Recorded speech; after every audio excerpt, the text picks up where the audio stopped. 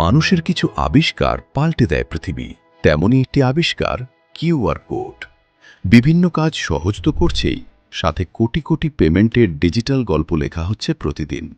১৯৯৪ সাল QR code আবিষ্কার করেছিলেন জাপানিজ ইঞ্জিনিয়ার মাসাহিরো হারা। নিজের কোম্পানির জন্য প্রযুক্তিটি আবিষ্কার করলেও পরবর্তীতে সেটা নিঃস্বার্থভাবে উন্মুক্ত করে দিয়েছিলেন পুরো পৃথিবীর জন্য।